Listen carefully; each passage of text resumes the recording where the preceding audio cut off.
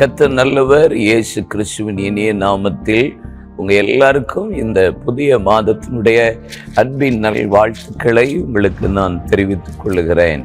கடந்த 7 மாதத்தை கர்த்தர் நமக்கு கண்ணின் மணி போல பாதுகாத்தார். கிருபையா இந்த புதிய மாதத்தை தேவன் நமக்கு தந்திருக்கிறார்.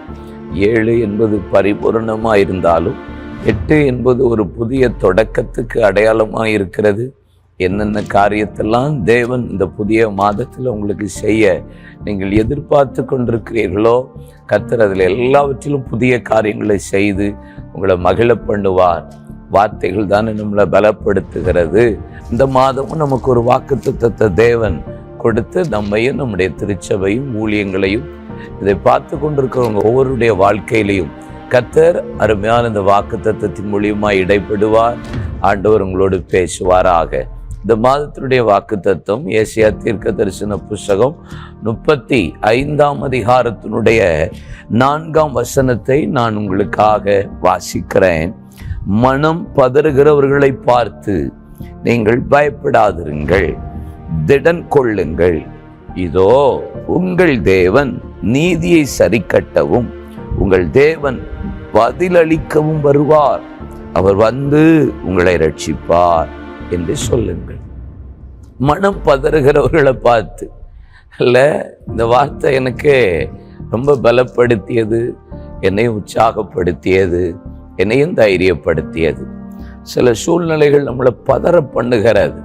இல்லை, என்ன நடக்குமோ, என்ன சம்பவிக்குமோ, எப்படி ஆகுமோ அப்படிங்கிற ஒரு பதற்றம் எல்லா குடும்பங்களுக்குள்ள எல்லா பிள்ளைகளுக்குள்ள ஏற்படுகிற ஒரு காரியம்.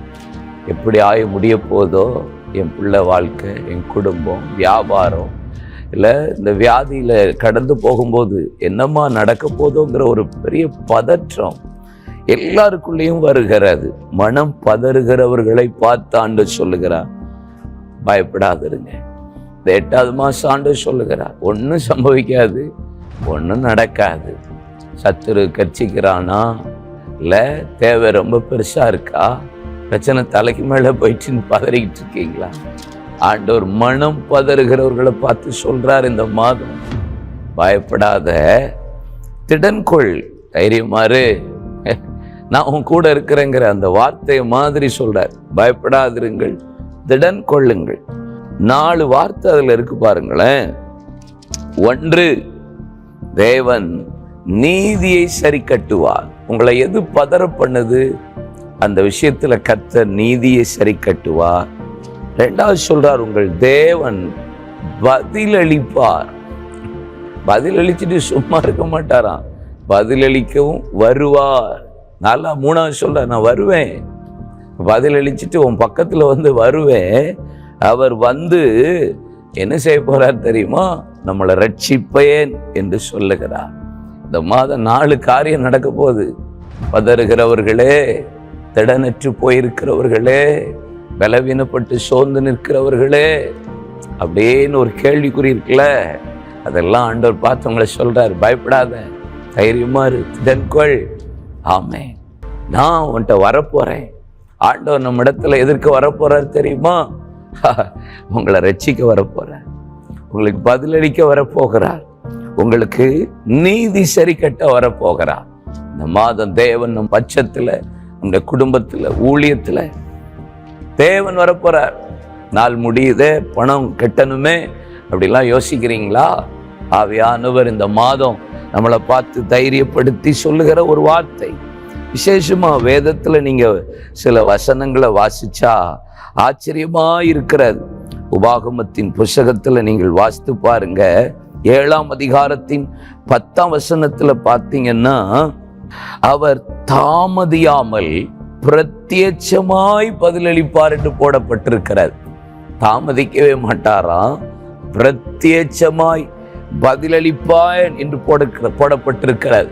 உபாகம் 32, 35 பார்த்தீங்கன்னா, பழி வாங்குகிறதும் பதிலளிப்பதும் எனக்குரியது என்று சொல்லுகிறார். அதனால ஏற்ற காலத்துல ஆண்டவர் செய்வேன்னு சொல்றாரு. இந்த மாதம் மனம் பதறி போயிருக்கீங்களா? ஆண்டவர் நம்மளை பார்த்து தைரியப்படுத்துகிற ஒரு தீர்க்க தரிசனமான வார்த்தை. பயப்படாதீங்க, திடன் கொள்ளுங்க, ஆண்டவர் வருகிறார், உங்களுக்காக வர்றார். உன் பட்சத்துல வர்றார், உன் குடும்பத்துக்காக வர்றார். என்ன செய்ய போறார்? பதிலளிக்க வர்றார், நீதி சரி கட்ட வர்றார். ஆண்டவர் சொல்லுகிறார், நான் உன் பட்சத்துல வரப்போறேன், உன்னை ரட்சிக்க வரப்போகிறேன். தைரியமா இருங்க, கலங்காதீங்க. பதறி போயிருக்கிறவர்களுக்கு தான் இந்த வார்த்தை, தடனற்று போயிருக்கிறவர்களுக்கு தான் இந்த மாதம் கர்த்தர் கொடுக்கிற வார்த்தை. எதை குறித்தும் கலங்காதிருங்க, தேவன் உங்களுக்கு நீதியை சரி கட்டுவார். நாம் ஜெபிப்போம். நல்ல பிதாவே, இந்த நல்ல ஆசீர்வதிக்கப்பட்ட புதிய மாதத்துக்காக நான் நன்றி சொல்லுகிறேன். 7 மாதத்தை முடித்து இந்த 8வது மாதத்தை கர்த்தர் காண பண்ணியிருக்கிறீரே, உமக்கு ஸ்தோத்திரம். எங்க பிள்ளைகள் மனம் பதறி தளர்ந்து போய் பலவீனப்பட்டு பயந்திருந்திருப்பார்கள். நான் இந்த மாசம் ஆண்டவர் சொல்லுகிறேன், மனம் பதறுகிறவர்களை பார்த்து பயப்படாத, திடன்கொள், நான் வர்றேன், வந்துட்டேன். எதுக்கு வர்றேன்? உனக்கு பதில் கொடுக்க வரப்போறேன். உன் கண்ணீருக்கு பதில் வரப்போகிறது, உங்கள் ஜெபத்துக்கு பதில் வரப்போகிறது, உங்கள் எதிர்பார்ப்புக்கு பதில் வரப்போகிறது. சத்துரு கொக்கரிக்கிறானா, நீதியை சரி கட்டும்படி கர்த்தர் வரப்போகிறார். உங்களை ரட்சிப்பா, இந்த பிரச்சனையில் போராட்டத்திலிருந்து நம்மளை ரட்சிக்கும்படி கர்த்தர் வரப்போகிறார். தைரியமா எங்க பிள்ளைகளை நீர் பலப்படுத்துகிறதற்காய் ஸ்தோத்திரம். உடைய சகாயம் வெளிப்பட போகிற தயவுக்காய் ஸ்தோத்திரம். ஆண்டவரே, தனிப்பட்ட வாழ்க்கையா இருந்தால், வேலையா இருந்தால், வியாபாரமா இருந்தால், ஊழியத்துல மனம் பதறி போயிருக்கிற ஒவ்வொருடைய வாழ்க்கையிலையும் அடுத்தது என்ன என்று கேள்விக்குறியோடு இருக்கிற பிள்ளைகளுடைய வாழ்க்கையில ஆண்டவர் இந்த மாதம் தைரியப்படுத்தி பதிலளித்து நீதியை சரி கட்டி ரட்சிக்கும்படி நீர் வருகிறதற்காய் ஸ்தோத்திரம். இயேசுவின் நாமத்தில் அற்புதங்களும் அடையாளங்களும் சாட்சியாய் மாறட்டும். இயேசுவின் நாமத்தில் ஜெபித்து ஆசீர்வதிக்கிறேன் என் நல்லருமை பிதாவே. ஆமென், ஆமென். கர்த்தர் உங்களை ஆசீர்வதிப்பாராக. தைரியமா இருங்க, இயேசு வருகிறார். நம்மளை நியாயம் விசாரிக்க மாத்திரம் அல்ல, நியாயாதிபதியா மாத்திரம் அல்ல, அவர் வருவார். ஆனா இந்த மாதம் நம்மளை பார்த்து சொல்றார், தைரியமா இரு, நான் பதிலளிப்பேன், நீதியை சரி கட்டுவேன், உன்னை ரட்சிப்பேன். God bless you. கர்த்தர் உங்களை ஆசீர்வதிப்பாராக. ஆம்.